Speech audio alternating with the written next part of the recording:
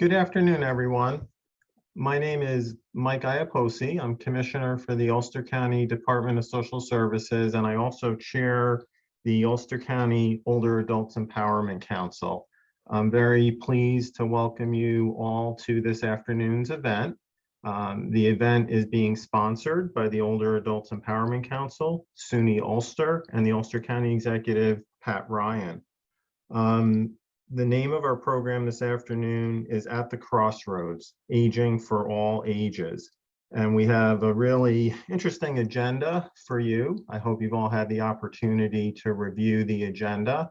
We have several guest speakers, and it was our goal this year to try to address a variety of issues that are relevant and related to the adult and aging population. So we hope that all of you will find the information that we're going to discuss this afternoon interesting. So a little bit of context as I welcome all of you is that this annual event has been arrived at in recognition of Elder Abuse Awareness Month. And this year, June 15th, is actually World Elder Abuse Awareness Day. So we just like to mention that and remind everybody about that very important subject matter. And it's really one of the driving forces behind why we do this event. In the past, we've had presentations on subject matter related to elder abuse and exploitation. And this year, as I said earlier, we sort of veered in a direction to try to relevant and related issues that the adult and aging population deal with. So we hope that you're going to find that subject matter very interesting. I just want to make a couple of thank yous. First to Beth Laval, who is the administrative assistant here at DSS, who is really the driving force behind keeping us all grounded and organized. We have many meetings. She takes notes for those meetings and keeps us all informed about a lot of the great ideas that we come up with so that we can stay focused. Also coordinates just about every aspect of this forum in terms of putting the flyers together, the brochure, reaching out to the speakers. So this event would not be possible without the efforts that Beth makes to make this organized and possible. So thank you so much, Beth. And I know that all the members of the council appreciate your hard work throughout the year. The other person that I would like to send a thank you to is Dana Umbel. Dana is our tech support out at SUNY Ulster. We've been so fortunate over the past few years to work closely with Dana on numerous presentations and events that we've done in a virtual format. It's made it possible for us to seamlessly continue to reach people in our community and convene forums of this nature, while we were experiencing some of the impact of the pandemic. And while we look forward to hoping to be able to resume convening events in person in the near future, it's just wonderful that we have a person like Dana who makes it possible for us to be here this afternoon. So again, thank you all for registering for this event, for carving out some time from your afternoon.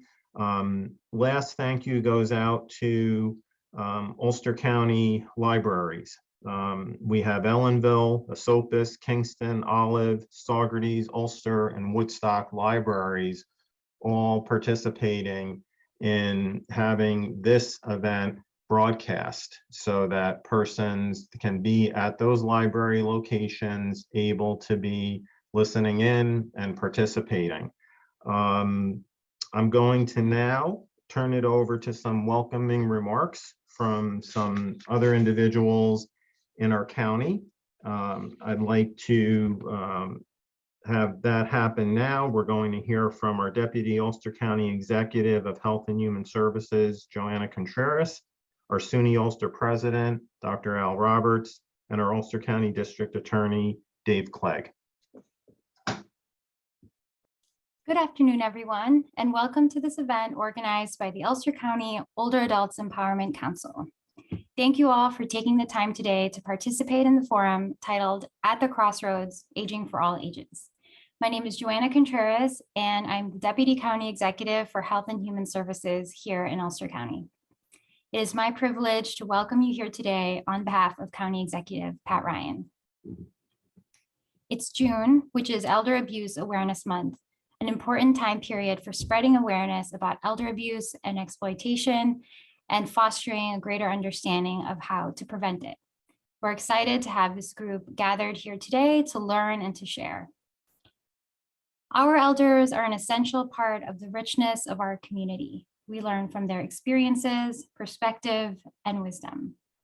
For many of us, the older adults in our lives might be our parents, siblings, aunts and uncles, neighbors, friends, and we might even have memories of them looking out for us as we were growing older and growing up. So we certainly need to do everything in our power now to look out for them. To that end, in this forum, you'll hear from service providers throughout Ulster County and beyond who will be giving some practical and valuable advice on topics including saving for retirement, preparing for long-term medical care and expenses, and how to live securely as an older adult.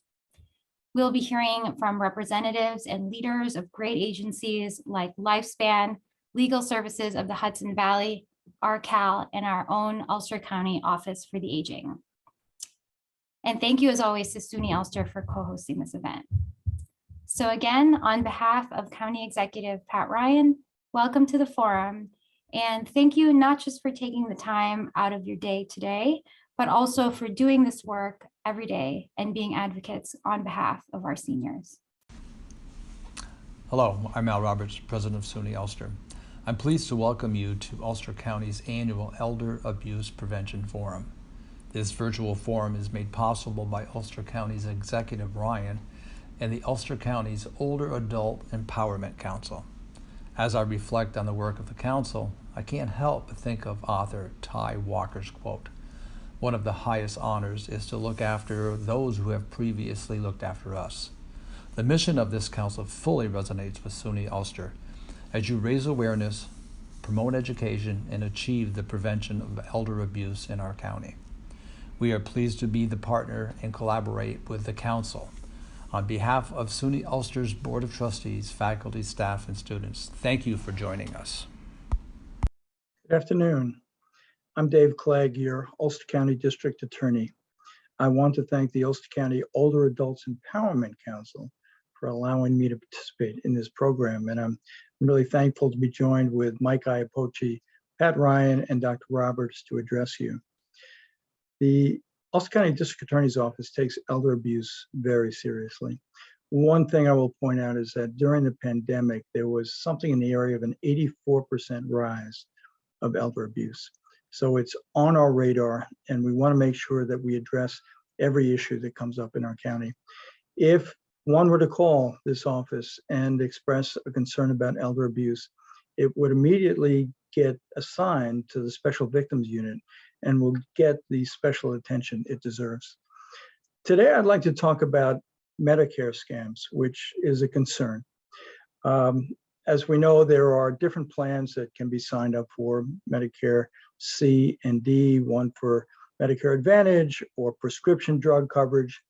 And there are scammers out there who will call you up and pretend to be either from Medicare or from some company and ask you for identification.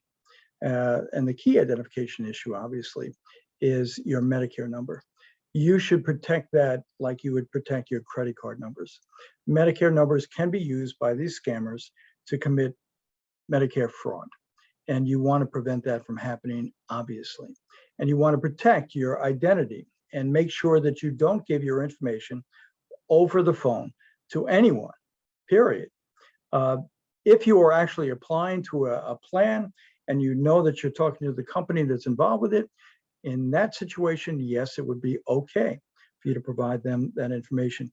Your medical providers and your pharmacy, et cetera, okay, provide that information. To anybody else, unless you implicitly trust them and know exactly where they're coming from, you should not provide that information. Now, people can and will call you and identify themselves potentially as representatives of Medicare. Now, I will tell you that Medicare will never call you. So that would be an immediate red flag for you that you should not answer those questions. If in fact there's any issue with Medicare, they will write you a letter and give you formal notice of whatever the issue might be, but it's highly unlikely that that would happen. So anybody who calls you or even emails you and asks you for Medicare card information, be scrupulously careful with that and do not send them anything, because one, you can have identity theft. Two, you could allow them to then commit Medicare fraud. So it's an important issue. My office is here any time of day. Call up if there's any concerns, any questions. We have both a consumer fraud bureau and my own office that deals with all criminal actions, and we will help you in any case that we come before. So thank you very much. It's my great pleasure to be with you today. Thank you. Thank you all, Joanna, Al, Dave, for your information and insightful remarks. I think we're really hopeful as a council this year that some of the subject matter we're going to share with you in this afternoon's presentation is the kind of knowledge and information that can make you less vulnerable and have more knowledge about protecting yourself. As I said earlier, and sort of decided this year that arming people in our community who are adults and older adults with information could be a helpful way. So that's sort of how our agenda is structured, and just a couple of notes that we're going to be exploring three particular areas around retirement, healthcare expenses, and housing. And during each of the segments, I'll introduce our speaker. And we decided also to shake things up a little bit in terms of having Q&As at the end of each segment to be able to give people an opportunity to ask questions if there are questions. And so those questions can be asked timely. So as you're listening to each speaker, if you have a question, feel free to enter it in the chat. And then at the end of the speaker's presentation, I will join the speaker to facilitate a short Q&A, and then we'll move on to the next phase of our presentation. So organizationally, that's how we're going to be proceeding. And at this point, we'll begin the presentations. Our first area of subject matter is preparing for retirement as a new phase of life. And I'm very happy to welcome Mary Rose McBride, who is VP of Marketing and Communications with Lifespan. And you can Mary Rose's credentials in our brochure. And again, I'm very grateful for Mary Rose to have agreed to participate in our event this afternoon. And without any further ado, we'll start off. Thank you. Thank you. Hi, everyone from up in Rochester. I'm going to talk today about a topic I hope is a kind of fun one. Retirement as a new phase of life. I'm going to be taking a lot of the information that I'm sharing today from a brand new study, the Longevity and the New Journey of Retirement report, just put out really by Edward Jones, the Harris Poll, and a company I've been following for most of my career, AgeWave, which was really at the forefront of talking about the demographics of aging as far back as 25 years ago. So we hope that this will be somewhat enjoyable for you. Move this out of the way. So just to give you a little bit of background, Lifespan's a regional nonprofit. Maybe you've heard a little bit about us down there. We provide information, guidance, and services just for older adults and caregivers. Related to elder abuse, we run and manage the center at Lifespan. We also manage the New York State Coalition on Elder Abuse. And we are also taking note of World Elder Abuse Awareness Month here. So in my 15 minutes, I am going to talk about the 5 forces that are shaping retirement today. Retirement as that new chapter in life, the 4 stages of the types of retirees, and 4 interconnected pillars that can really make life satisfying in retirement. The study, I will say, was of about 11,000 people, started in 2019 with follow-up interviews in 2020 and 2021. And an interesting finding from the study was that about a majority of people said the idea is 29 years, almost 30 years. Another issue coming out is that the lines between work and retirement are definitely blurring. It's not like, I think back to when my grandfather, who was a Mason, retired probably at age 62 or 65 back in the 70s. He retired and that was it. He didn't think about going back to work. But retirees, there's a mixture of work, retirement, maybe part-time work. So it's an interesting blurring of the lines. So the 5 forces influencing retirement today: 1, greater longevity. 2, the baby boom has really become a retirement wave. 3, and this is more serious, we really need to work on matching our health span to our lifespan. 2 are not in sync right now. 4, the demise of that, we used to call it the 3-legged stool of retirement, how we were funding retirement. 5, COVID, as it's influenced everything in our lives. So 2 of these 5 are demographic, 2 are structural, and 1 is that disruption of COVID. So forces 1 and 2, age wave. We are in a longevity age wave. Back in 1900, the average lifespan was just 47 years. Not to say that people didn't live longer than that, but because of illness, death at birth, the longevity, the average lifespan was only 47 years. Fast forward to now, it's about 79 years, although it has gone down a few months due to COVID. And then you've got the baby boomers. They were born between 1946 and 1964. They originally numbered about 76 million people, the largest generation until the millennials took our place. Boomers are now 58 to 76. So they are, a lot of them are in this retirement stage or pre-retirement stage.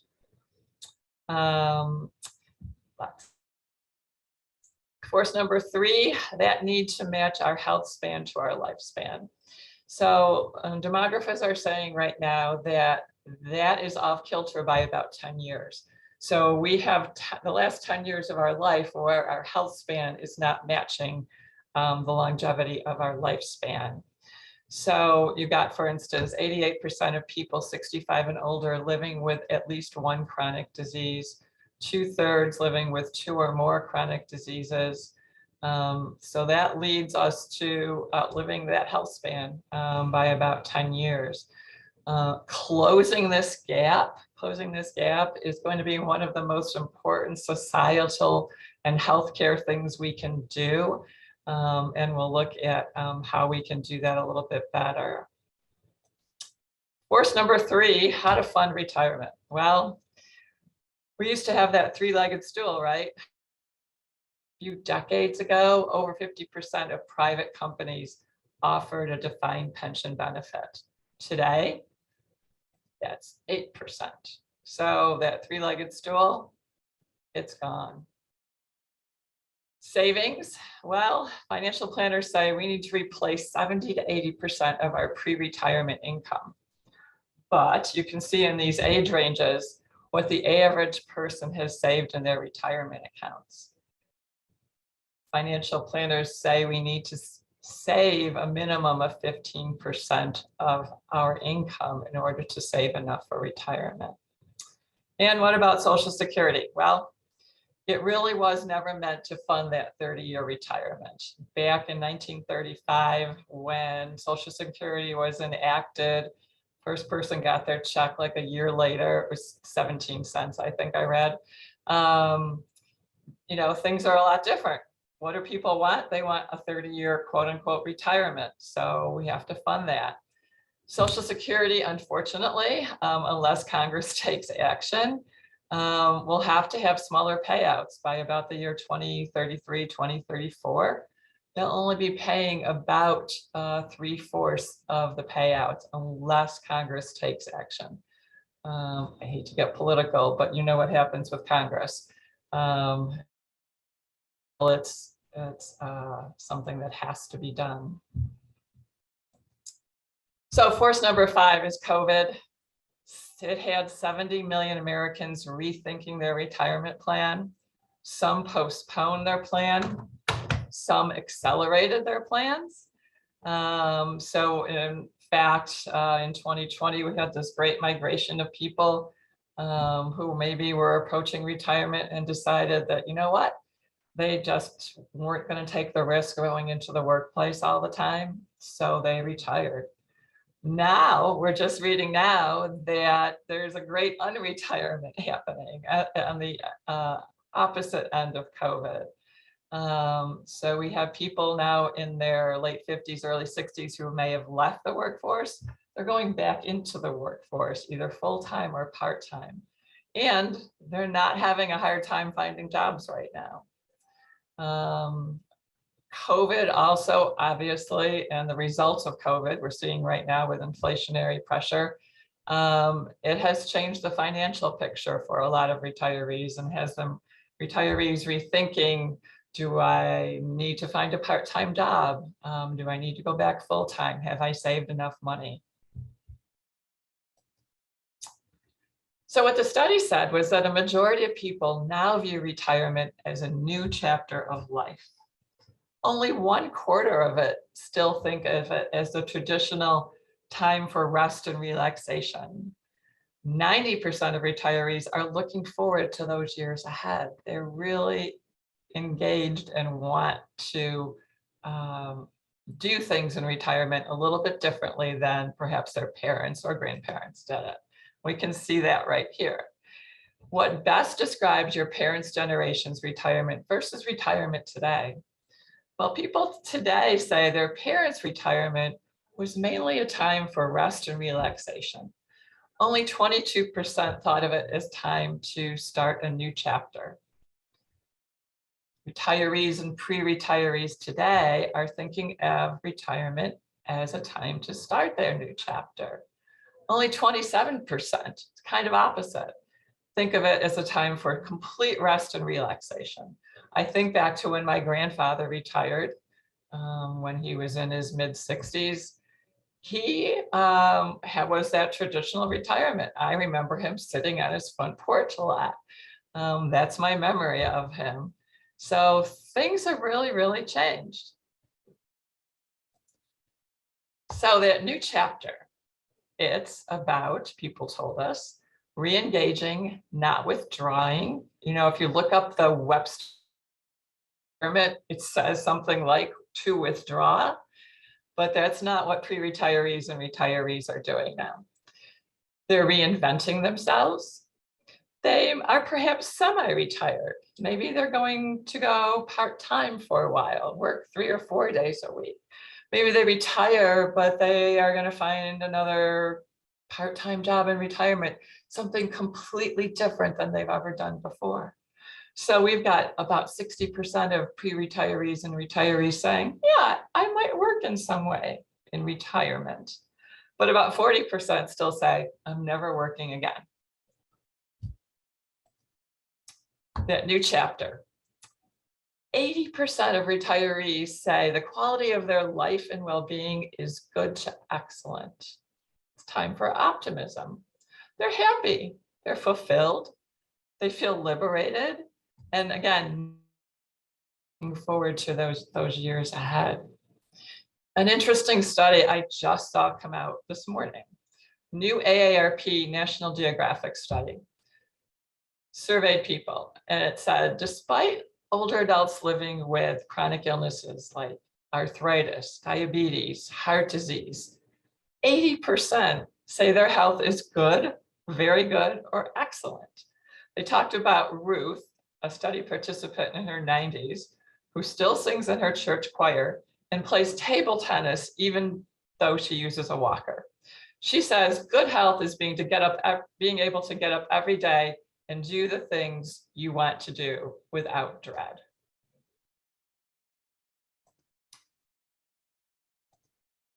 So, do you want to live to 100?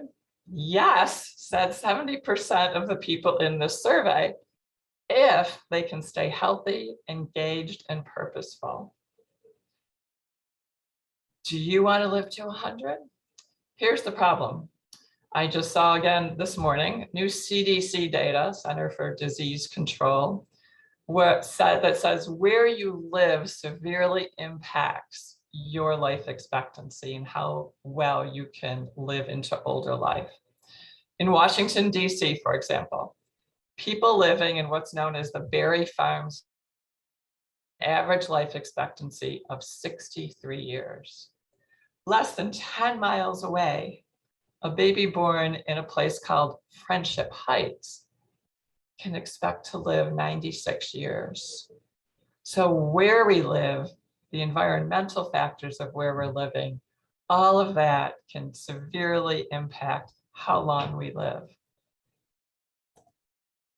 So it's a positive time, retirement, but it's not one without worries. So about half of people obviously worry about their physical and mental health. They worry about the cost of care. They worry about, especially today, unexpected expenses. They worry about those economic conditions we're all dealing with. We worry about outliving our savings. We worry about being a burden, but only about 13% actually worry about isolation or loneliness.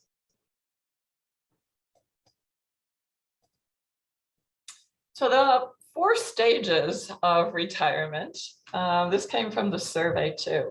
The anticipation years, you're 0 to 10 years out from what you have in your head as a retirement date. You are looking forward to retirement, but in the survey, only 29% of people said they feel very financially prepared to retire 10, 5, 2, 3 years out. There's the liberation and disorientation phase after retirement, 0 to 2 years.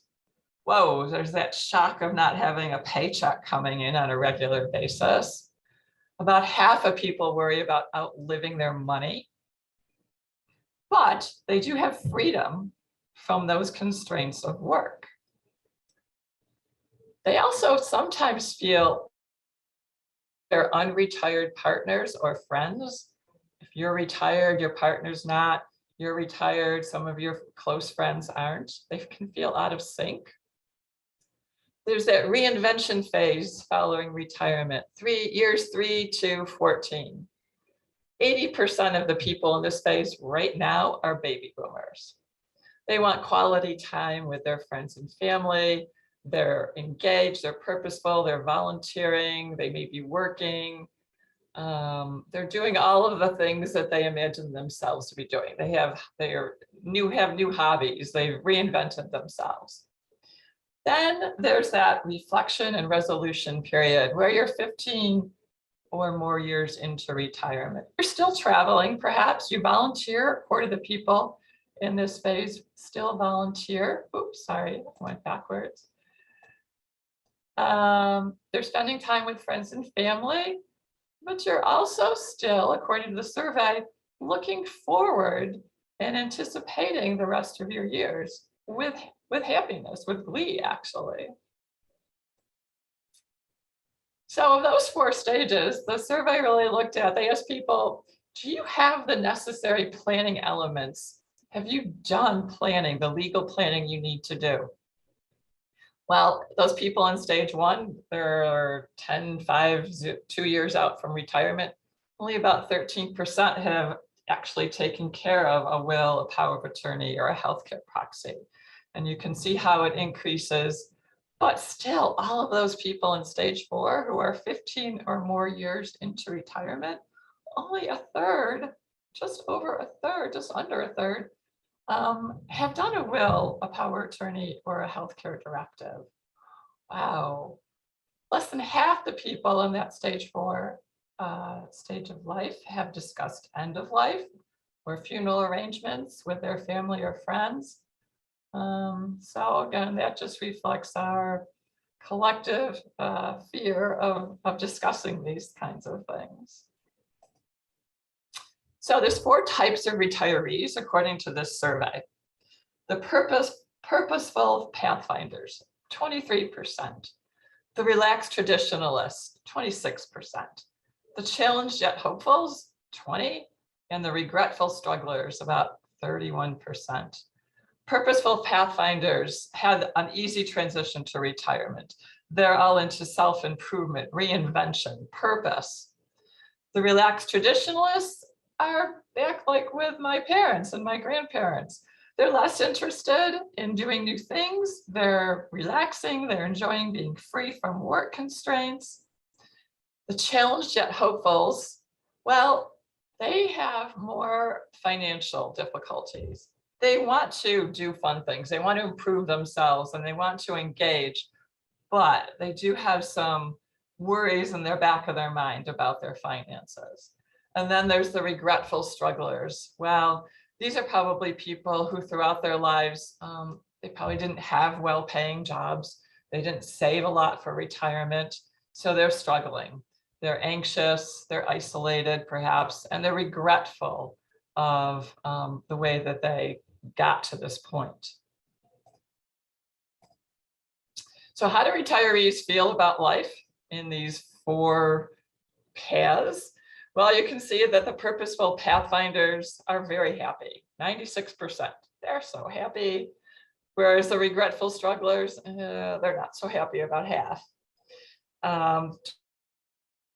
Purposeful pathfinders, they sure do. Regretful strugglers, oh, they're having a harder time. Anxious, no. Purposeful pathfinders, not really anxious. They're doing well. The regretful strugglers are anxious and they're having problems. Lifespan just completed a poverty in later life report coming out of the COVID pandemic, because we were seeing, the horrible, horrible things that were happening to people who couldn't go to food banks, couldn't go to the senior centers, and they were struggling even to buy groceries. So the retirement planning disconnect, what retirees say is important versus what pre-retirees have thought a great deal about. Retirees say, wow, it's really important to save enough to last through retirement. The rest of us, we're kind of not thinking that way yet. Retirees, 95%, what to do to live a healthy life. They think that's really important to consider, but the rest of us really aren't thinking about it yet. 94% say, well, you want activities that give you a sense of purpose, meaning, and engagement. The rest of us are not quite thinking about it yet. 94%, how to maintain or improve those family relationships. Very, very important to people. So there's 4 interconnected pillars for living well in retirement. Saving consistently and reducing debt. Having financial foresight, according to the report, is the gift that keeps on giving. Having healthy habits, it's never too late. Exercise starting at any age can increase wellness. Eat healthier, challenge yourself mentally. Family, partner, friend alignment. Only 43% of people in the survey say they had discussed their retirement preparations with their partners or family. How can that be? You have to discuss how you want to live, where you want to live. Purposeful engagement, find your purpose. One study found the retirees, this was about 10 years ago, spend 8 hours a day watching television. That's not a good place to be. So how about some questions to ask yourself as I wind up? How do you want to change your lifestyle? How do we want to change our lifestyle in retirement? Do my partner and I need to reconcile differences in our plans, preferences, and timing? Does one want to go live in Costa Rica and the other one does not want to leave the grandchildren? It's all about a conversation. Would I want to work part-time in retirement? If so, what do I want to do? Should I downsize? Do we want to move to a new geographic location? How can I improve my health? Again, that lifespan versus health span. Completed legal planning. Is my home set up for aging in place? Have I saved enough? Have I learned about Medicare and my health insurance options? All different kinds of questions we want to ask ourselves, not 2 years out from retirement, but probably sooner than that as we go through life. So that's the end of my presentation. I invite any questions right now or comments or concerns.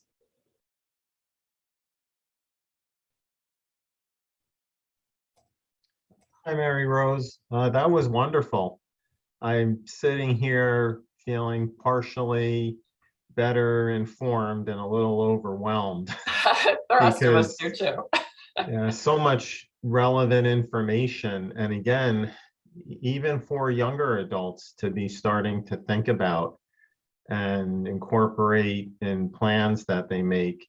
I've been so fortunate to get a lot of excellent advice from my grandparents and my parents over the years. And I just sort of experienced a lot of memories of, those conversations and times together over the years when you talked about what your grandparents' retirement looked like compared to your parents, compared to what yours might be, and how they're dramatically changing because the percentages, bear that out.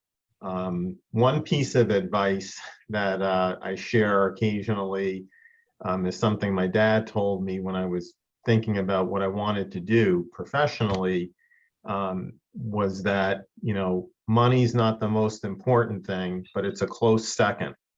And he's always been right about that because it is a driving force in terms of being able to prepare. Yes. Absolutely. So some questions were about the slides being available. I think they will be. Yes. And this event is also being recorded. So there's the answer to that one. A question that is being asked is, how do you find your purpose? And just in terms of your perspective and suggestions around that. Well, I think a lot of it comes down to how you've lived your life.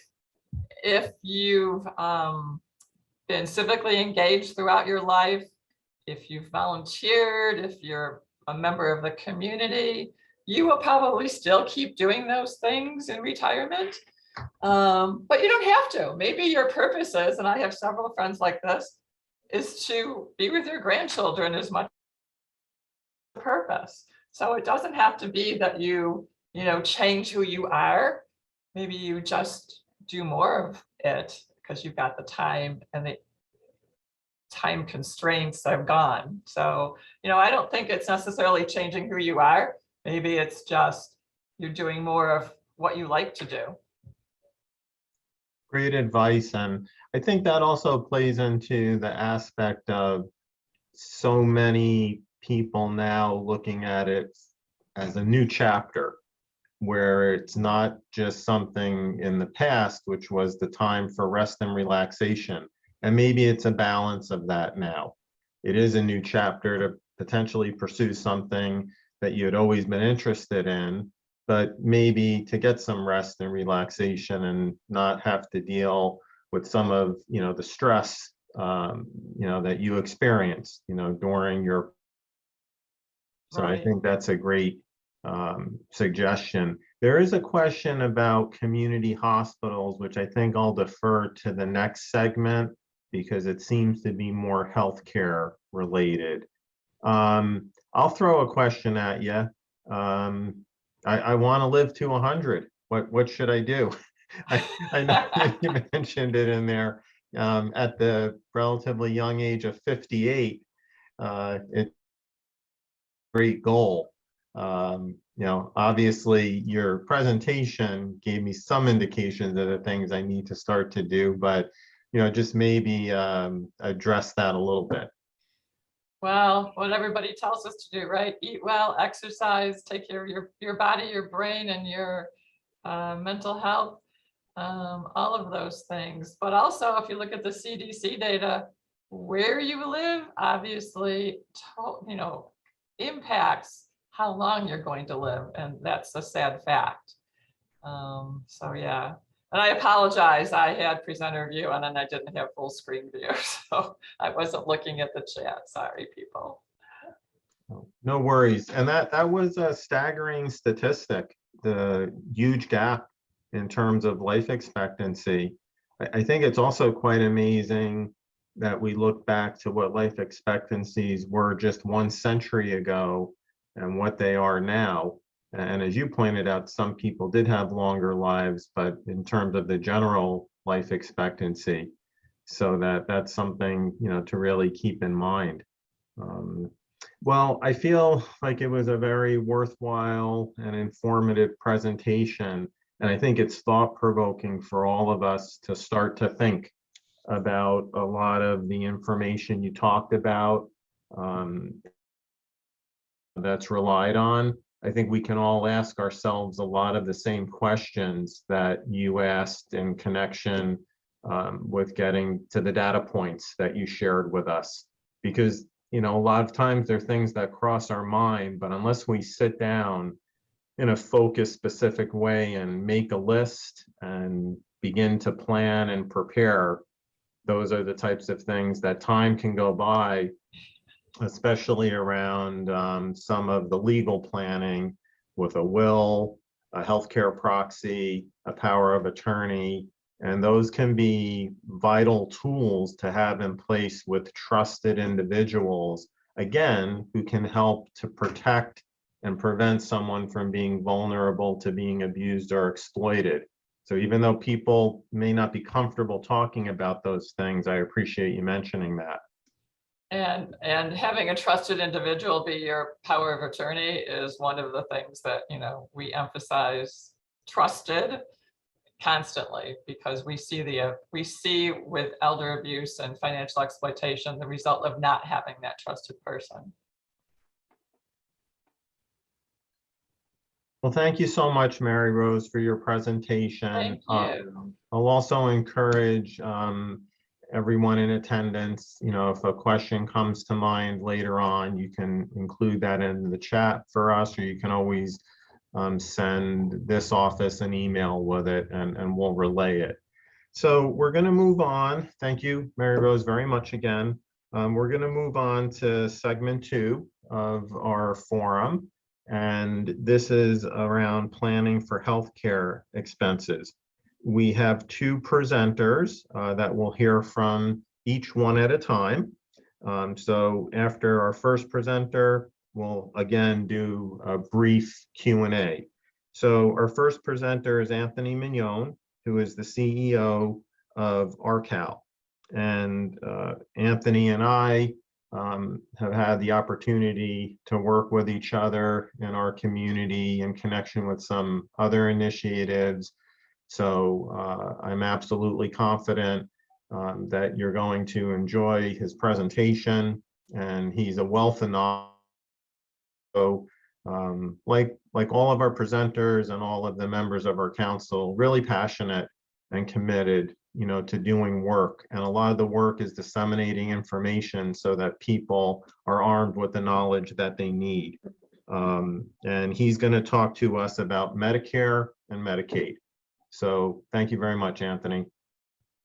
Good afternoon, everybody. I'm not as dynamic when I'm just talking to a blank screen as I am in person. So those of you who know me will note the difference. I get a little nervous when there's no reaction at all. Medicaid and Medicare is what I've been asked to talk about today. And what is the difference? And the way that I used to do this is slightly not as PC as the way that I'm going to try to change my wording. So Medicare, Medicaid, what is the big difference? The thing that everybody needs to remember is that Medicare is for individuals who are on Social Security. Either they have received 24 disability payments from Social Security disability, or they have reached the ripe old age of 65, which is, most people aren't even retired anymore at that point, but those are the numbers. So 65 and over, or on disability for 24 payments. Now I say that way because it's not 24 months, it's 24 payments. And you get back pay, that's previous payments. So if you get 30 months back pay in your Social Security disability settlement, then you are immediately eligible for Medicare. If you just get approved right away because you're one of the lucky folks, then you get disability in 24 payments going forward. So basically the government says, we acknowledge that you are sick, you have preventing you from working, and you need health care, but we're not going to give it to you for 2 years. So that is interesting, but that is how it goes. Medicaid is for those who have to qualify financially. So there are financial factors, assets and income, based on if you are eligible for Medicaid or not. Medicare, there are no financial factors. But with Medicaid it is. So the easy trick is that you care for your sick and your elderly. You aid those who need financial assistance. So if you're trying to keep track of which one is which, that is the easiest mental trick. It's not 100% true. And in today's world, we all need financial assistance. So that is the little. All right, so I'm going to talk about Medicare first, and then I'm going to spend some time talking about Medicaid, and then the Medicare savings plan, and then just a few other pieces and tricks of the trade. So Medicare has 4 parts. Really only has 3, but we say Medicare has 4 parts. Part A is what you would think of as catastrophic health insurance, hospitalization. Part A for the average bear is free. It happens automatically if you enroll in Medicare. You don't have to think about what you're getting, which plan, all the other fun stuff that we all talk about. If you talk to a Medicare professional for approximately 10 minutes, we can usually make you cry and want to walk away. There is so much information out there, and those of us that do have that knowledge forget what we're doing and overshare sometimes and completely make it seem a lot more complicated than it really is. There are 2 really surefire ways to not be overwhelmed and to not have to be frustrated, and that is to contact us at RCAL and speak to our benefits advisor, or to contact the Office for the Aging and speak to any of the HICAP coordinators. HICAP, which I had to write it down, and now I don't know where I put it, but healthcare initiative is basically what it is. These people go through, and I took the class, and I still don't understand half of what it was. It's weeks and weeks and weeks of intensive training to understand all the components. A HICAP specialist can look at the Medicare letter that you're pulling out of your envelope to ask questions about, and just based on the color that it's coming out of the envelope as you're handing it to them, they already know what it's coded and they know the rules. So that's really cool. So if you're ever having issues with your Medicare, if you want to decide which plan to take, which health insurance is best for you, do you want an F or an N, all kinds of silly questions like that, then you should be calling for a HICAP professional. And again, they are at RCAL and they are at the Office for the Aging. All right, so Part A again is hospitalization. Part B is what we all think of as our regular medical insurance, wanting to go to the doctor, fall and break your foot, things like that. The premium right now is $170 a month for the average person if you make up to $91,000 a year in retirement. Okay, there's an annual deductible and there's a 20% co-insurance. Okay. The greatest health insurance in the world, because 20% can add up really, really fast. Okay, the donut hole isn't as big as it used to be, but it's still there. So if you are very sickly, you have to watch and have some savings. Part D is drugs. We say prescription drugs, but it's easier to remember D is for drugs. So Part D is drugs. It averages about $34 a month. You could spend more. You could spend less if you qualify. You get to pick what plan you want again. The high cap coordinators are really wonderful at helping you decide what to do and which plans are worth the money. Part C, you'll notice I skipped. We don't talk about Part C anymore, but what Part C really is if you get an Advantage plan.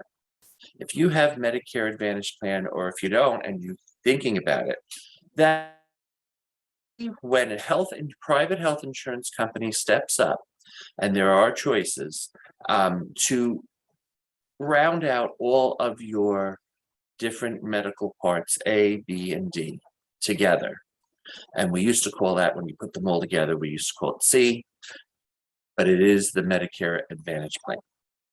And what that does for you is it makes you not have to worry about what the different sections are, what the different copays, all the different things that are going on with your health insurance and all the letters that then start coming in the mail. You know, you may be responsible for this portion or that portion. It just makes it so much easier if you have one wraparound insurance plan with an Advantage plan. And again, what are your needs? What is your current health condition? You can change it yearly. And what is your financial position? So what is the risk that you can afford to take as far as copay and deductible? So there are different companies, but more important than what company you pick is what category of insurance that you pick. And they're alphabetically categorized A through, I think, M, and there are a couple missing. And each category, the federal government regulates what the insurance company has to offer in that category. So the high cap specialist will assist you in deciding which category you need to be in, and then which plan you should actually pick would then make the most sense. It'll just fall together. And I highly recommend, and I'm sure the Office for the Aging Director is on the line. I'm sure she's thinking that I'm sending her all these people and she's thrilled, but I highly recommend that if you are in that situation, if you have friends that are just about to approach age 65, that you reach out to your high cap coordinator or a benefits advisor at RCal, because it's not an easy decision. And there's a time window. I believe it's 7 months before, up to 3 months after. So you want to look at that. So that's call the office. Yep. So that's the gist of Medicare. Medicaid is easier and harder. It's easier to understand because Medicaid, I'm saying the wrong one myself. Medicaid is by far the best health insurance plan you could possibly have. If you qualify for Medicaid, you don't have to worry about a lot of different pieces. And so, but qualifying for Medicaid is not easy. It takes a lot of effort depending upon your finances. There are asset restrictions, and asset restrictions vary. So, and there's a lot of misinformation out there because somebody who you know, but you don't know all the details of their finances, will tell you about what they were told the rules are.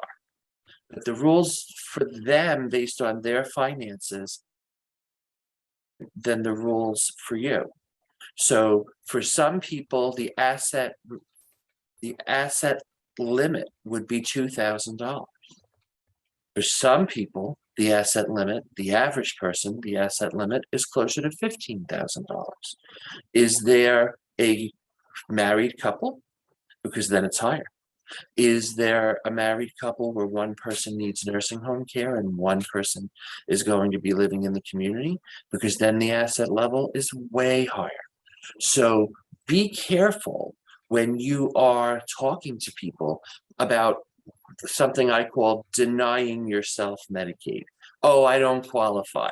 You don't know if you qualify until you make sure that you talk to a professional person who is aware of your particular situation.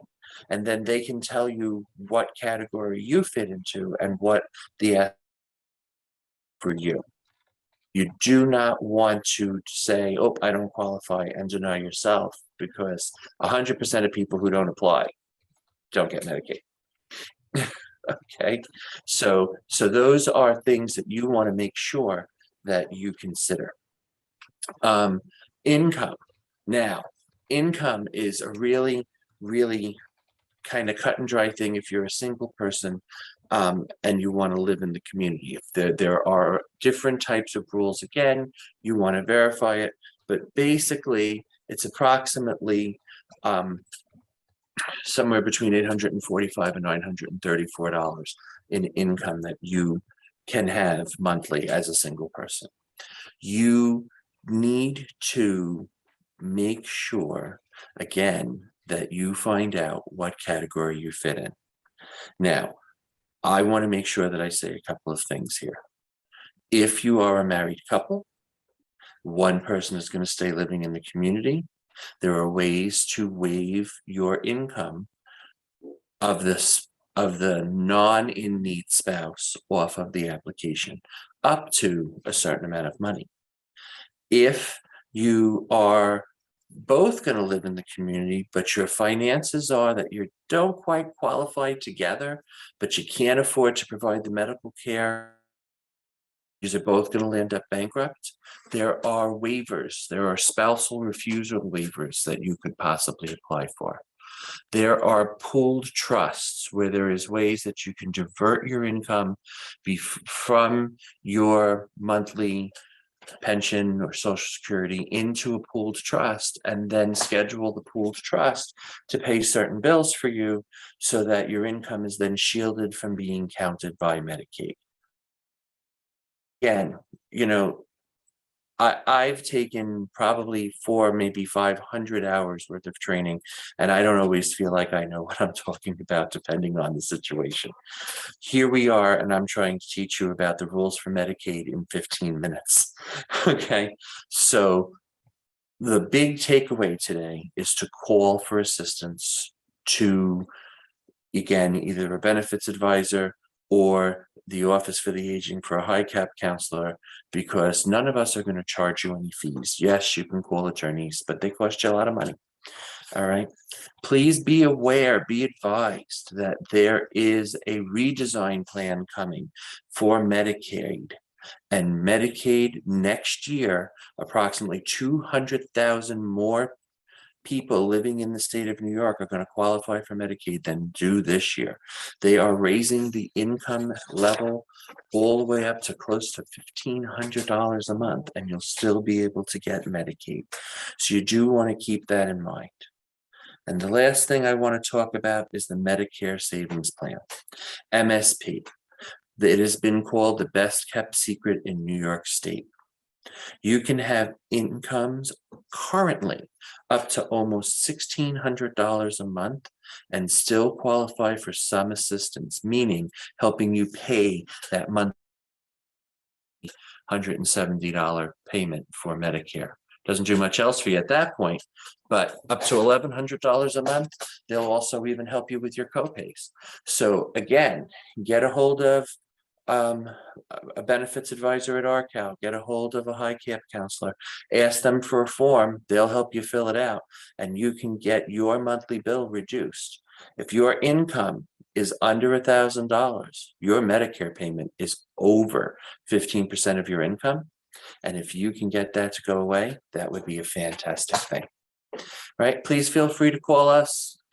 The county has wonderful people at the Office for the Aging, and we have wonderful people at RCal. Thank you so much, Anthony, for making what is very challenging and complicated subject matter understandable with respect to some basic distinctions. I would just add that our public health insurance unit here at DSS is also available to anybody in the community interested in applying for Medicaid. So we can support helping people to process those applications, and all of the information and insights you gave around not arriving at any assumptions because of what someone else might tell you about their experience is really good advice. We're going to move into the second part of segment 2, and we will have more time for Q&A after our second presenter. And this is going to be some discussion on managed long-term care planning. Our speaker is Lisa Laborsky, who is the ICANN specialist at Legal Services of the Hudson Valley, and ICANN is the Independent Consumer Advocacy Network. So I'll hand over the presentation to Lisa. Thanks very much, Lisa. Thank you. Hi, my name is Lisa Laborsky. I'm the ICANN coordinator with Legal Services of the Hudson Valley. And I'm here to talk about Medicaid managed long-term care and what ICANN can do to help you with enrolling or knowing about that program. Just bear with me here. I'm just trying to get it in slideshow mode so you can see my slides better. Okay, so ICANN is the Independent Consumer Advocacy Network. We're the New York State Ombudsman program for people with Medicaid who need long-term care or behavioral health services. We assist New Yorkers with understanding how to enroll in managed long-term care plans or how to utilize those services if you're already enrolled. So what do we do here at ICANN? We are able to answer questions about managed care plans. We can give you advice about different plan options that are available. We can help you enroll in a particular managed care plan. We help identify and solve problems that you may be having with your plan. We can help you understand your rights as an enrollee with the plan. We help file complaints and or grievances if you're upset with a particular action by the plan. And we can assist with service authorization requests and appeals around your plan of care. So we help Medicaid managed care plan enrollees who need long-term care services or behavioral health services. We also help educate people who are newly eligible for enrollment in a managed care plan. We can talk to anybody basically that is a facilitator for your healthcare, friends, family members, social workers, providers, and anyone else that you would direct to provide information for you.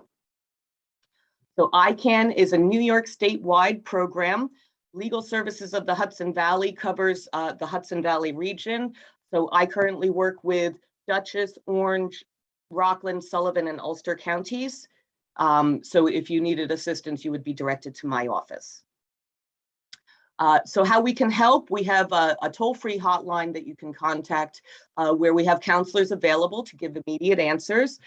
We have counselors available that speak multiple languages, including English, Spanish, Russian, Mandarin, Chinese. We give educational presentations to consumers, caregivers, or professionals. Our services are completely free and confidential. I'm happy to meet with you in person in my office, in your home. I've met in nursing homes or hospitals, and a lot of my work does get carried out over the phone as well. We also we monitor potential trends that may be happening with home care agencies or your managed long-term care plan, and we can report those back to the state to get those issues corrected. So managed long-term care covers long-term care services.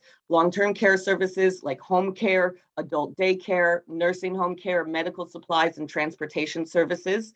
They all follow the same rules. They are bound by Medicaid guidelines. So they're not really going to vary there. The differences in the different plans that are available are maybe who they work with as far as vendors or specialists for providing services. So when you are interested in enrolling in managed long-term care, the first question you're going to ask is if you have Medicaid. So if you do not have Medicaid, then you need to apply for Medicaid. There are facilitated enrollers that will help you out with that application. And you need to have the Medicaid in place before you can start the enrollment process with managed long-term care. So that's going to be your first step. The second question that you may ask yourself is if you have Medicare. And if you don't have Medicare, you can still get long-term care services. If you don't have Medicare and you just have Medicaid, and perhaps it's Fidelis or MVP or another plan, and that's called Medicaid Managed Care. And they cover doctors, hospitals, medications, but they also cover long-term care services. So you don't have to apply for another insurance company if you're in that program. You just have to contact your plan and let them know that you would like to be evaluated for a personal care service and as well. So Medicaid separate health insurance that adds on to your existing Medicare or Medicaid coverage. So you're able to keep your original Medicare or your Medicare Advantage plans for your doctors, hospitals, and other medical care. Medicaid managed long-term care only covers long-term care services and a few other specialties. Because they do not cover doctors, you keep the same doctors that you have all along when you enroll with managed long-term care. You don't need to change that. So some services that are covered in managed long-term care include home care, and that can be delivered through a personal care assistance program or the consumer-directed personal assistance program, adult daycare, private duty nursing, physical, occupational, and speech therapy, transportation to and from medical appointments, home-delivered meals, medical equipment and supplies, hearing aids and audiology, eyeglasses and vision care, dental care, podiatry, and nursing home care. The nursing home care has been in the process of being carved out of the managed long-term care coverage. They will still cover nursing home care if you are in a rehab facility on a temporary basis and you have intentions of going back home and you're working on a discharge plan. They will still cover that. So if you already have Medicaid, then the next step that you Maximus or New York State Medicaid choice, and you would request a conflict-free evaluation to be assessed by the state to determine whether or not you're eligible to receive managed long-term care services. May 16th, we just had a change with the process on how this is happening. So it is no longer referred to as a conflict-free evaluation. It will be called a community health assessment. You're still going to contact Maximus, schedule an appointment with an independent assessor. The independent assessor is going to conduct that nurse evaluation, and they're going to determine whether or not you're eligible for managed long-term care services.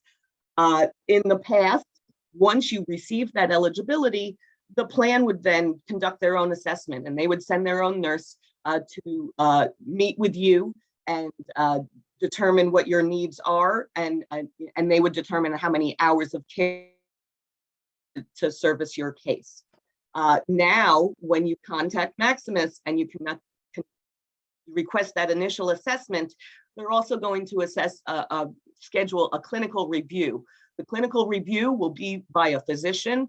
It's going to be by a physician that does not know your case. They're going to be impartial, and they are going to conduct that assessment and determine what your needs are. And then the plan will review those. They will come up with a determination for the hours of care. So the plan, the Medicaid managed care plan is an insurance company. That means that they don't provide health care to you directly. They pay providers to provide that care to you. So they will usually authorize your services, and they will determine whether your service is approved and for how long you should be receiving that service. And then once you receive that approval, they'll coordinate with their network and coordinate your plan of care so you can get the services that have been approved for you. So communicating with your plan, you have a care manager, and sometimes you'll have a care manager and a care coordinator, and you will communicate with them on a monthly basis. where they will check in and see how things are going, see if you need any changes. And most of that can be done over the phone. Where you should be submitting in writing to the plan, that would be a service authorization request. The service authorization request is when you're requesting a new service or an increase in an existing service that you're already receiving. Very often I assist people with asking for an increase in their home care hours. So that would be a service authorization request. An appeal would be if you made that service authorization request and they denied it, then you would file an appeal with the plan and see if that you can change their mind. A grievance is when you have a problem with the plan and you're filing a complaint within the plan, and that should also be in writing. So as I said, you do have the right to an appeal, and there are two instances where an appeal would come into play. So again, if you ask for an increase in your home care hours, or you're asking for a service authorization for a new service or something that is an increase to your existing service, and you are denied, then you have the right to appeal that decision. I assist people with appeals every day. I will help gather medical documentation and any supporting information and help you submit that to the plan to get them to take another look at the situation and hopefully change their denial. Another issue would be with if they're trying to reduce or suspend your services, you may get a notice in the mail that lets you know that they're trying to do that. You have appeal rights in that instance as well. And that would be, that you would want to file an appeal as soon as possible because there are protections in place that would keep your existing plan of care in place until a decision has been made. So, appeal be denied, you have two other avenues that you can go through to try and get the result that you're looking for. So that is a fair hearing or a New York State external appeal. So at ICANN, what we have found is that the fair hearings are effective and they have certain protections in place when a plan is trying to reduce your care. So if you receive a notice saying that they're suspending or reducing your care, you should immediately file an appeal so you have those protections in place. Now, if the appeal is denied, you can file for a fair hearing and your plan of care will stay in place until the fair hearing decision has been made. So there will be no interruption with your services. So that's very important that you act in a timely manner if you get a notice that they're trying to reduce or suspend your services. The external appeals we have found are very effective when you're looking for more care. So if you're looking for an increase in care or a new service and you've gotten denied through the appeal process, we can file what's called an external appeal, where we file an appeal with the New York State Department of Financial Services. They in turn have an impartial agency review your appeal documents by a medical professional, and they determine the medical necessity for your request. And that's been a very effective method in order to get those increased requests taken care of. So complaints is another item that ICANN can help with. And this is when you're unhappy with the plan, but it's not necessarily based on an action. It's not based on something that you can appeal. And you can either file a grievance directly with the plan to put it on record, or you can file a complaint with the New York State Department of Health. Both of these are something that ICANN can assist you with. And hopefully that action can get the issue corrected where the plan, the behaviors that you're unhappy with are changed from the plan. So you have certain rights with managed long-term care. You have the right to receive medically necessary care. You have the right to timely access to care and services. You have the right to privacy about your medical record and when you get treatment. You have the right to get information on available treatment options and alternatives presented in a manner and language that you understand. Get information in a language that you understand, and you can also get pre-oral translation services.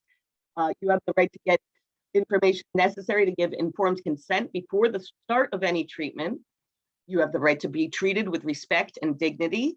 You have the right to get a copy of your medical records and ask that those records be amended or corrected if you feel that they need to. You have the right to take part in decisions about your healthcare, including the right to refuse treatment. You have the right to be free from any form of restraint or seclusion used as a means of coercion, discipline, convenience, or retaliation. You have the right to get care without regard to sex, race, health status, color, age, national origin, sexual orientation, marital status, or religion. And you have the right to be told where, when, and how to get the services you need from your managed long-term care plan, including how to get covered benefits that are not within their network or not covered by managed long-term care. They're supposed to coordinate your services. You have the right to complain to the New York State Department of Health or your local Department of Social Services. And you also have the right to use the New York State Fair Hearing or External Appeal System. And you have the right to appoint someone to speak for you about your care and treatment. And as I said, we have an 800 line and a website that you can reach out to get immediate information for any questions or issues that you have. Are a resident of Ulster County, you will be directed back to me. So this is my direct contact information, and I'm happy to help you. How do I stop sharing? There we go. Okay. Thank you so much, Lisa, for that You're welcome. presentation. A lot of information, and all of our presenters today are given a relatively to give an overview and outline on the subject matter that they're talking about this afternoon. I feel like an emerging theme is that please keep in mind it can be a little overwhelming to contemplate accessing some of these services, but there is help available. You know, you can reach out to Office for the Aging, the Department of Social Services, Legal Services of the Hudson Valley, RCAL. We're all here to help individuals navigate this process.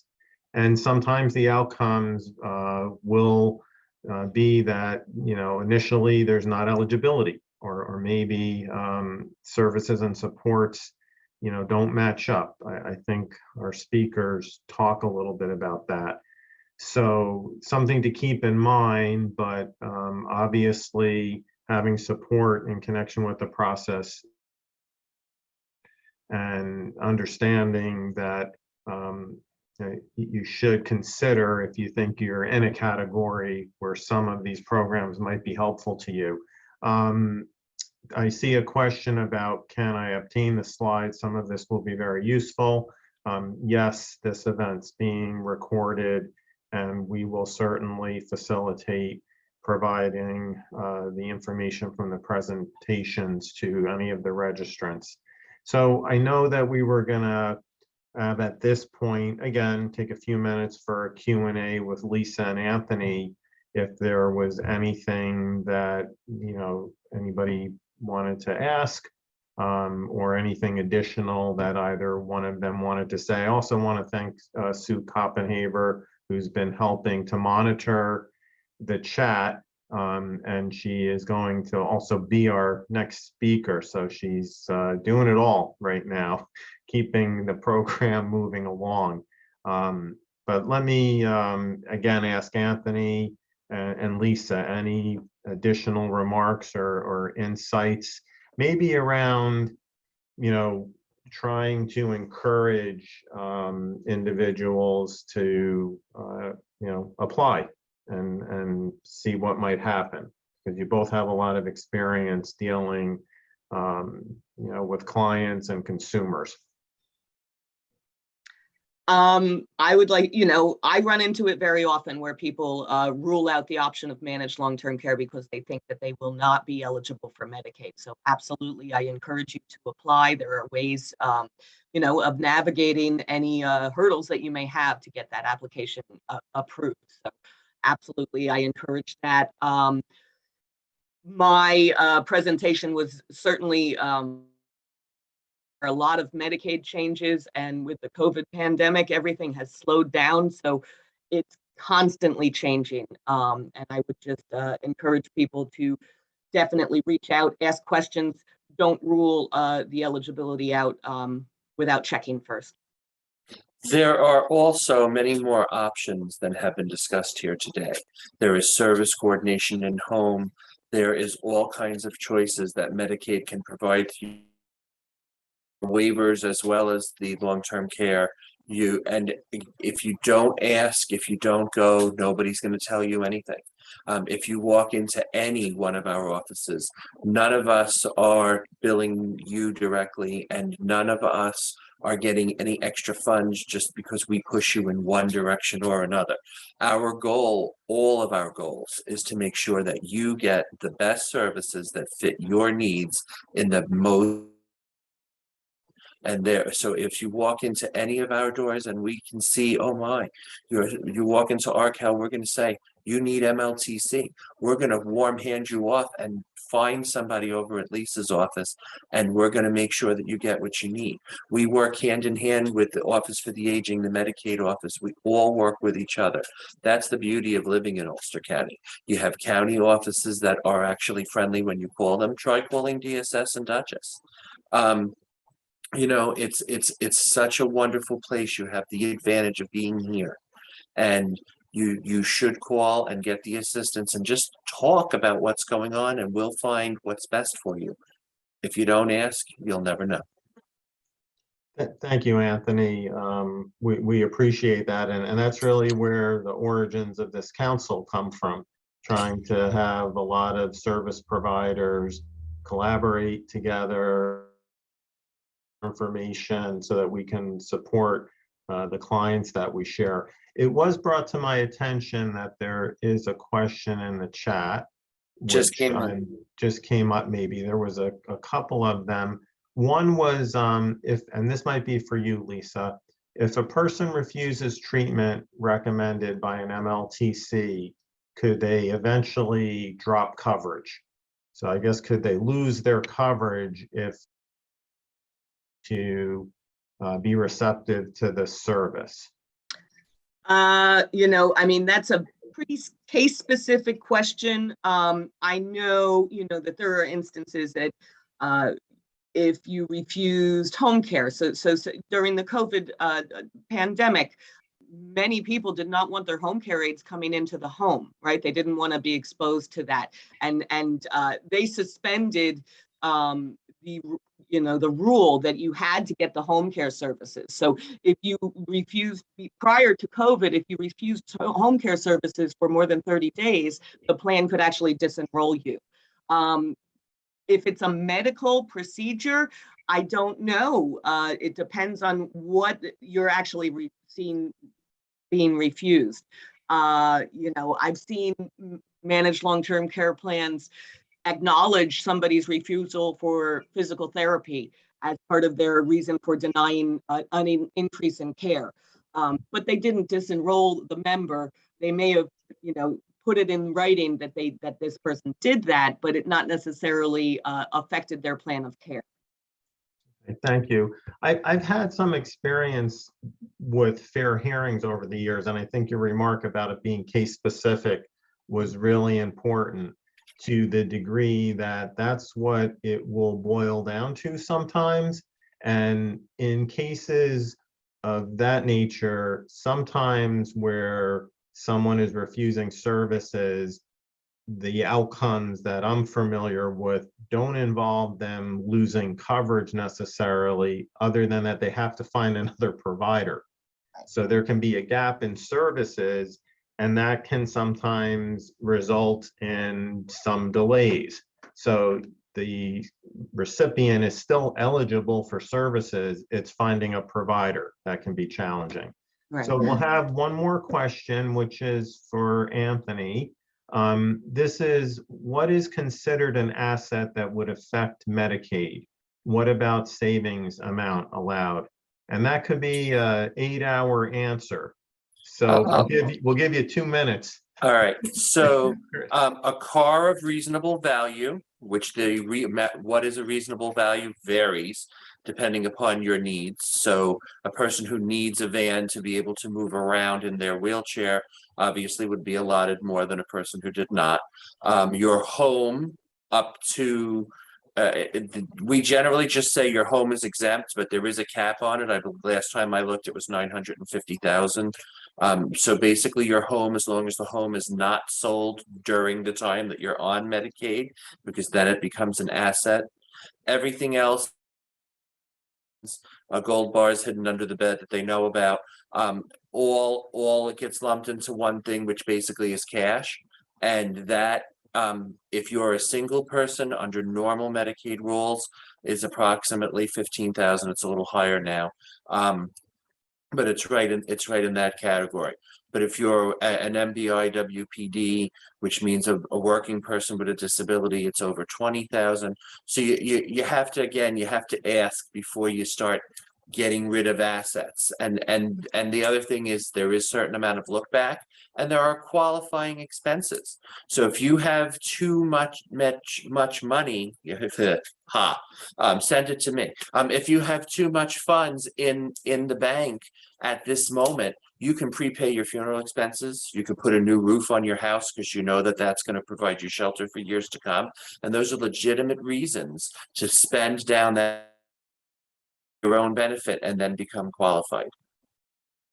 Lots more. Let's not suck it up all the time. Thank you, Anthony. And you really touched on some of the major ones. And then to just emphasize again, each application is going to be specific to the individual, their assets, their resources, what they're specifically applying for. So excellent advice. And thank you both, Anthony and Lisa, for that presentation. We're going to move along to the final segment of our presentation, which is planning for housing. Our presenter on this subject matter is Sue Koppenhaver. Sue is the director for the Ulster County Office for the Aging, and she's been working the chat a little bit while she's been waiting for her turn to address the group. Sue is incredibly knowledgeable, committed, passionate about the work that she does. I'm grateful to have her as my neighbor here in Ulster County at Development Court. Our offices are adjacent to one another. We collaborate on a lot of programs, and we commiserate sometimes on some of the challenges that we're trying to navigate through. But very grateful that's to be available to talk about what in Ulster County is really a challenging subject, housing, for everyone in our county population, based on what we're experiencing with historically high property values and some of the benefits that are arrived at from that, but also some of the challenges to sustain housing. So thank you very much. Thanks, Mike, for that intro. Appreciate it. And thanks, everybody. I think Mary Rose gave me some good lead-ins for this. I think that let me share here. My presentation, can everybody see that? Just want to make sure. Is about safety in your home, using housing as sort of a springboard, but what can you do to stay at home? Because none of us want to end up in a nursing home, but over the past 2.5 years that I've been here, I can't tell you how many people have called here, a lot of family members, but sometimes, possible clients themselves saying, can't live in my house anymore and I don't know what to do. Or mom lives in a house where she can't walk up the stairs anymore, or she can't negotiate or whatever. So there's a lot of problems with that, because as Mike said, we have a real big challenge here in housing in Ulster County. I live in Dutchess, where things seem to be building on every other corner. So that isn't so much of an issue over there, but I know they have wait lists as well, and I know they have them here. I'm not going to tell you how to get out of those wait lists, because there are no easy solutions. I will tell you that right now the legislature is addressing this and trying to come up with some reasonable to address all of the housing, especially for low-income individuals and seniors who are on a fixed income. So let me just start out by asking the questions. My staff calls this the scared straight presentation, and it is supposed to be thought-provoking. So, where do you live? Do you live close to your doctor or to a hospital? How long of a drive is it to anywhere to get medical care? Or do you have to get a ride for someone? Or do you have to take a bus? Is your house appropriate? Is everything on one floor? Are there stairs to get in? Do you have to climb up the stairs to get to a bedroom or a bathroom or a kitchen or your laundry? And a lot of houses are built that way. Do you live in or nearby a city or a big town where people are close? Or do you live, 3 miles off the beaten path? Can people get to you? Or do they have a big long driveway that you can't plow or shovel anymore? Do you have a big yard that always needs your attention? That takes time, and it takes strength, and it takes physical ability. Can an ambulance get to you easily? Can visitors or essential services get into your home? Do you have anybody living close by who can help you, relatives or friends? How long of a drive is it to get anywhere that you need, that you can get things that you need? I have a presentation next week to people who are actually either retiring right now or going to retire from SUNY New Paltz. And I'm showing this to them because people my age or a little bit older who are thinking about retiring in the next few years have got to ask themselves these questions. So here's some more. Is my house full of things I can't give up? Making it difficult to negotiate in. Can I live there? Am I constantly of newspapers or books? Do I need a deep cleaning of my home? That's something I can't do anymore. People just throw up their hands. They can't do it anymore. It's too much work. Again, I think Lisa or Mary Rose had talked about some of the legal documentation that you really need to put in place while you can. Powers of attorney, wills, living wills, healthcare proxies. If I do them, does somebody know where they are? If something happens to you unexpectedly, you get in a car accident, you become unconscious, and nobody knows what your wishes are, they're going to resuscitate you if you stop breathing. And those are things among many, many other things that you have to put down in writing so people can respect your wishes. Big problems with people who can't drive anymore. Ulster County does not have a wonderful, robust transportation system. It just doesn't. There are some counties in the state who have no public transportation. One of them is right northwest of us in Delaware County, has no public transportation. They have to be completely reliant on somebody driving them if they can no longer drive. So one of the things that we talk about here a lot is people who need help at home, and all of the OFAs offer these things. So I'm not just talking about us, I'm talking about everybody.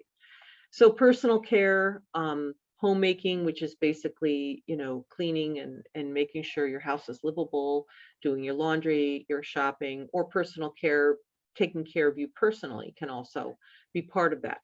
PERS units where people wear a button, I'm falling and I can't get up.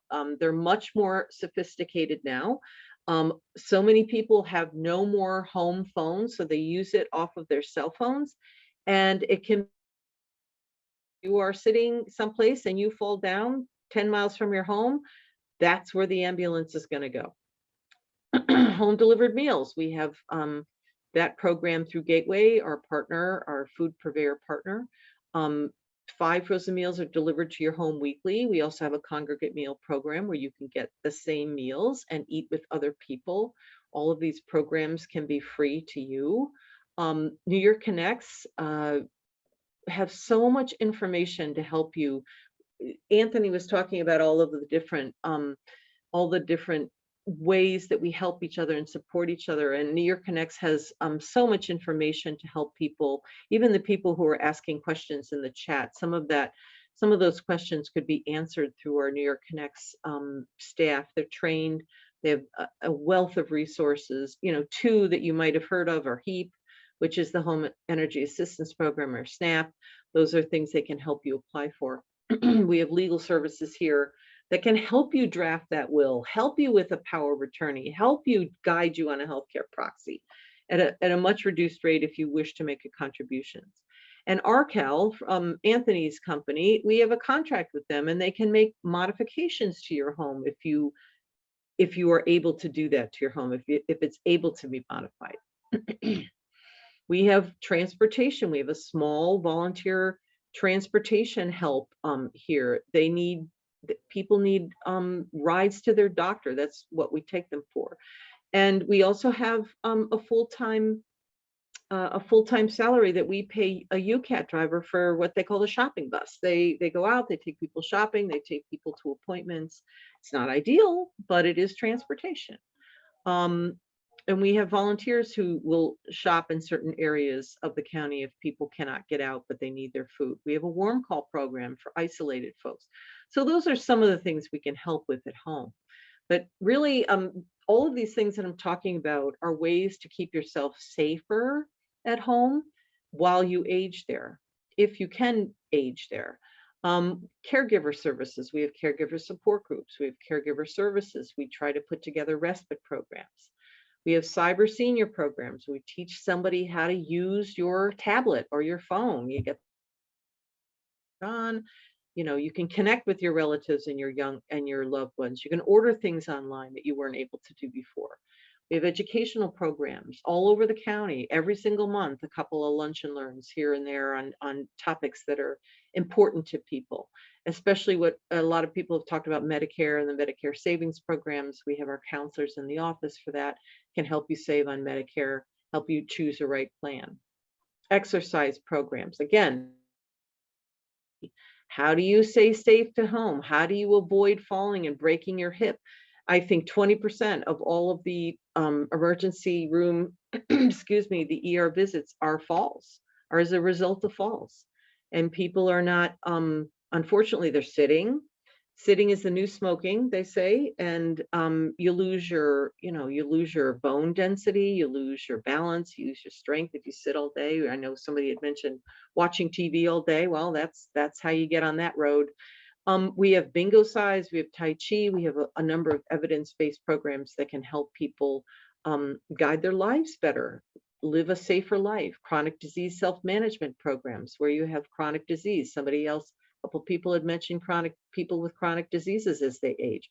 It's a really great goal-setting program that helps you manage your diseases. I'm not going to read all this because you can get these slides if you wish to see them. But I really need to talk about home care. I was involved in 2 different home care agencies, both of which had certified and licensed agencies, and one of which was something they used to call nursing home without walls a number of years ago, which was a really wonderful alternative to nursing home placement that kept people at home at 75% of what it costs to put them in a nursing home. But right now, in the whole country, and in our area, and in our state, and in all the of home care aides to satisfy the need at all. And part of it is salary, part of it is how the Medicaid system is planned, but they have plenty of opportunities to work elsewhere instead of this. A lot of them are single parents. They don't have reliable transportation. They don't make a lot of money considering what they do. That's one of the main reasons why you stay safe at home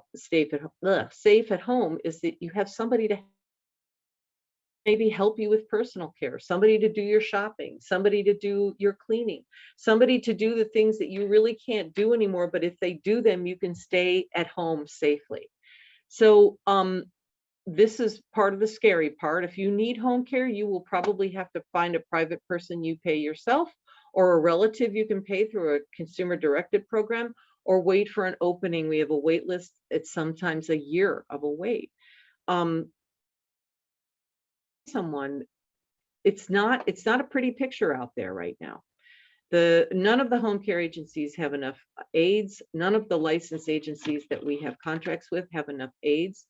And it's like that everywhere. And I'm telling you like it is. It's been worse and worse and worse every year, and this is the worst I've ever seen it.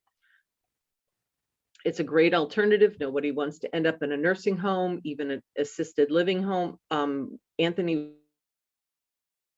Medicare will pay for rehab in a nursing home, but once 20 days are up, you have to start paying. And once you don't make any more, once you don't make any more progress, Medicare might pull out. Assisted living in general do not take any Medicaid unless they're an assisted living program specifically for Medicaid. So that's a private pay option that you have to deal with if you have to go to an assisted living program. Those places are very short-staffed too. So that's a problem. People get ignored, people don't have as much attention, people fall out of bed, people hurt themselves. There's not enough people taking care of other people. We get calls every week for people who need help at home that we cannot supply, and we know that they're not going to find it.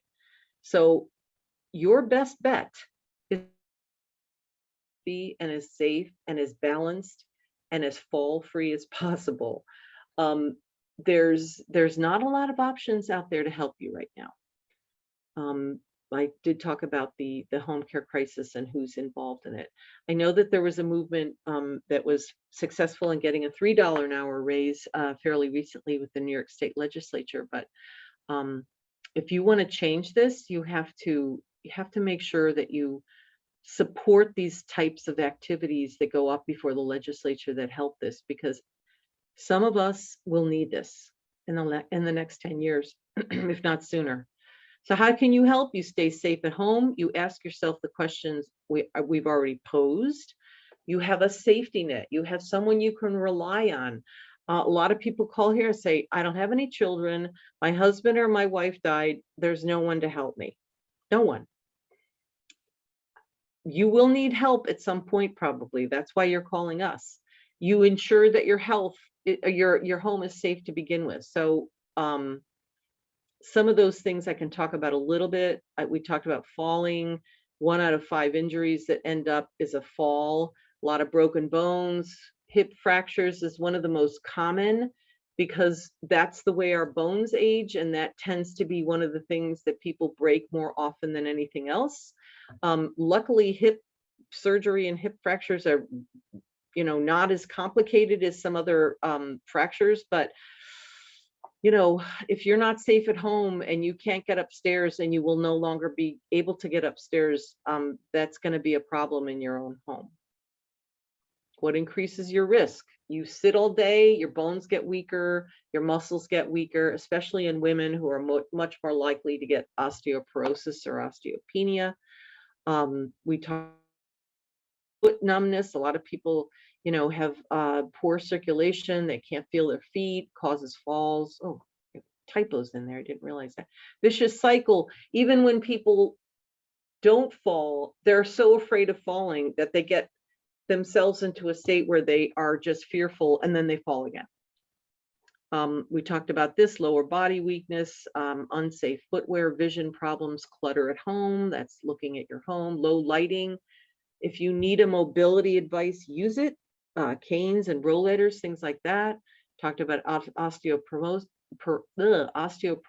We talked about lack of exercise. Smoking and extra weight and weakened bones are all really, really important factors in that. Vitamin D is a big problem. There's a big, deficiency around here. We just don't get enough sunlight here to take it. So to create it ourselves. So you have to eat it or you have to take vitamins, but it is very important. There's some of the, where's D right here? Cheese, apples, nuts, other things has vitamin D. Other things that cause problems in your home are certain medications, certainly opiates or hypnotics, sedatives. People use them for sleeping pills. People have anti-anxiety, antidepressants. They can make you dizzy. You can fall out of bed. There's a lot of things you have to be careful about when you take medications like that, even if they're prescribed. Take them as prescribed. Make sure you're safe when you take them. A lot of falls occur in the bedroom and the bathroom. So those are things to be considering. I talked about bathrooms. People like to have little throw rugs on the floor. Floors of bathtubs and showers get slippery with liquids, the lighting, you have to worry about lighting and clutter, night lights. Get a little showers here. Arcal has a whole bunch of stuff that you could put in your house to make things safer, like shower chairs, raising up your toilet seats. You don't have to go down so far, not be able to get up, grab bars, things like that, make your house safer. There's a nice messy bedroom down there. And there's slipping in the bath, and then there's slipping in the bath right there. We talked about financial considerations. That's a safety issue too. If, let's say your house is paid off, right? You don't have a mortgage anymore, but you want to make sure that what you have is going to go to the right person and go to where you want it to go. If you die intestate, which is without a will, the state decides that stuff. Powers of attorney, if you have relatives or you have someone you want to help you deal with your finances, if you're no longer capable, that assigns that responsibility to them. Are they people you trust? Are they relatives who have your best interests in mind? Have you already written your will out and now you've named people who are now divorced out of your family or your children that really don't have maybe your best interests in mind? Everything should be as you wish it. And this is an opportunity for you to do that. Safety in case of emergency, make sure it's somebody you can trust. Who are you going to call if the weather's bad? We've had a lot of bad weather events in this county, and especially if you think back to February when we had that ice storm, we called all of our seniors on our in case of emergency list, and just a few of them, you know, had some issues or some difficulties, but you have to be prepared for that. It's part of an emergency preparedness. That's safety at your home in case of an emergency. If you have these things, put them aside for winter weather, but also things happen in the summer, as we know, with hurricanes. Things to combat if you have nothing to heat up food, there's things that you put aside, batteries, you know, the typical stuff, but it really makes a huge difference to make sure that you're safe. And how are you doing now? Everybody wants to age in their home and their community.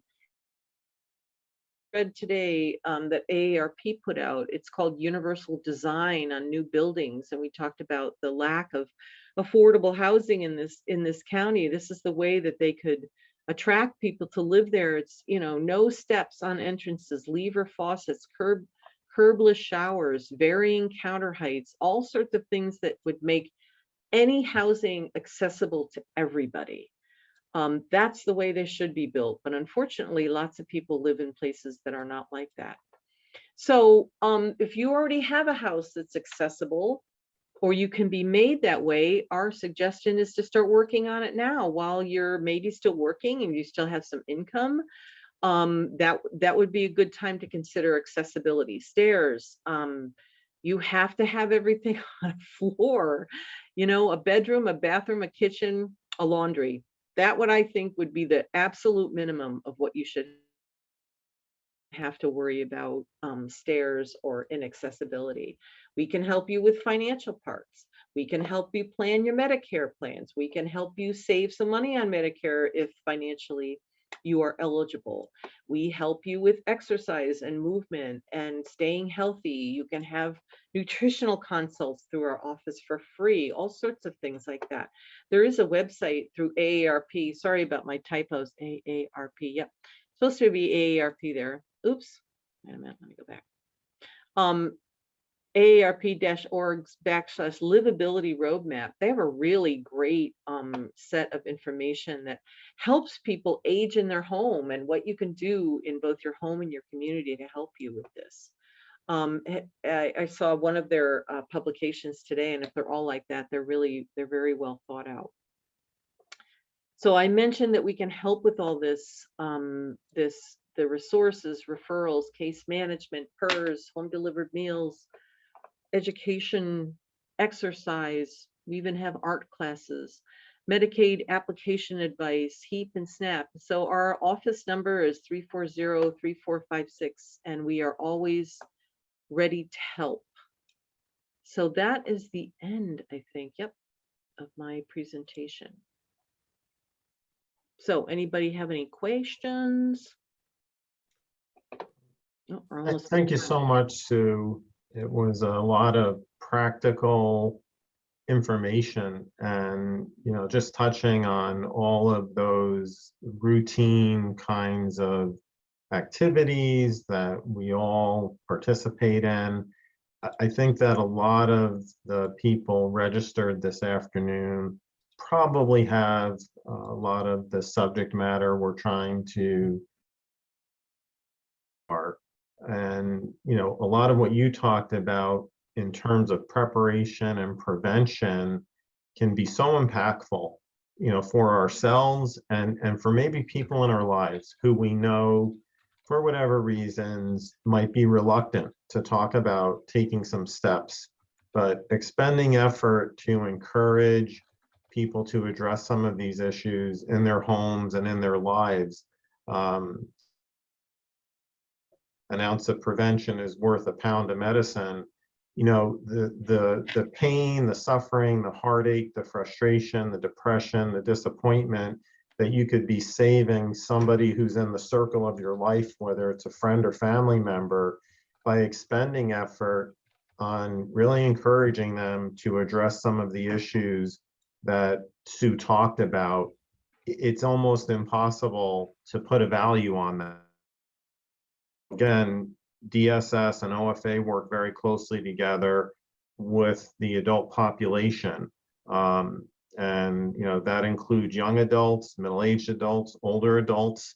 And we see situations that people arrive in as a result of the circumstances around them deteriorating and there not having been some degree of intervention.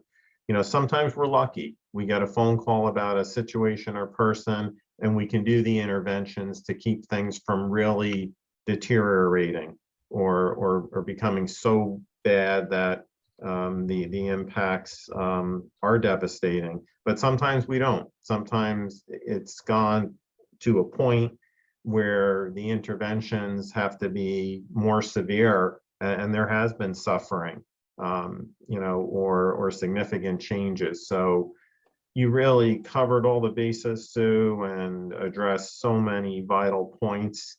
I hope that everybody who's been listening this afternoon, can share and disseminate this information. I see a question regarding coordination of services. It says for my residents, I would suggest that person contact OFA and have a conversation about what their particular needs are, and then arrived at. So any other closing remarks, Sue? Yeah, I just wanted to say, this being part of the Older Empowerment Council, that I'm trying to bring this stuff up so people can start empowering themselves and think about it before it becomes too late. I myself am moving out of my house and finding some place that's a place I could age in, it's something that's hard to think about, but I don't want to end up in a nursing home. By the way, I was a nursing home administrator for 13 years and I loved it, but I don't want to end up in a nursing home. It's not my thing unless I have to. So it's just to empower yourself, especially when you're still young-ish, and you have the ability to think about this and to plan ahead.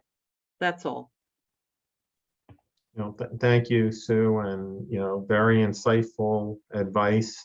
And sometimes it requires challenging conversations with people that we're close to, and coming back to the conversation. Sometimes it takes time, but some small changes can avert potential incidences that can really set back an individual depending on their circumstances. So we're just about at the end of our presentation. I would just once again like to thank all of our presenters, Mary Rose McBride, Anthony Mignon, Lisa Laborski, and Sue Koppenhaver, all covered important subject matter, and we hope that you learned something this afternoon. It's really why the Older Adults Empowerment Council exists. I'd also like to thank our county executive, Pat Ryan and his office for their support and the introduction by Joanna Contreras. Obviously, I'd like to thank SUNY Ulster, President Al Roberts, and Dana Umble in their technology department. Thank you to Dave Clegg for his remarks and for indicating that his office is always prepared to receive referrals and investigate cases of abuse or exploitation of adults.